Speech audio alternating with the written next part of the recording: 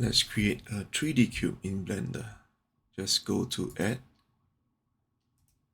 Mesh, Cube, and now you have your cube.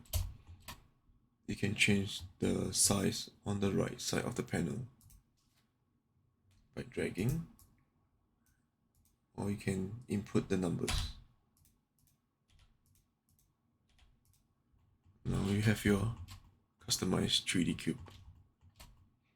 You can even change the location, the height,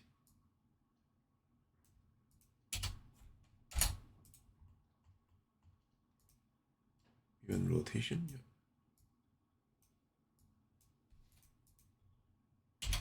You can always reset everything by pressing 0.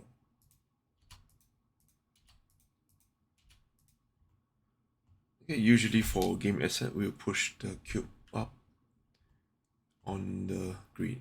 Yeah, so we have to move the cube up 3 meters, depend on the size of your cube. There we have your cube. Thank you.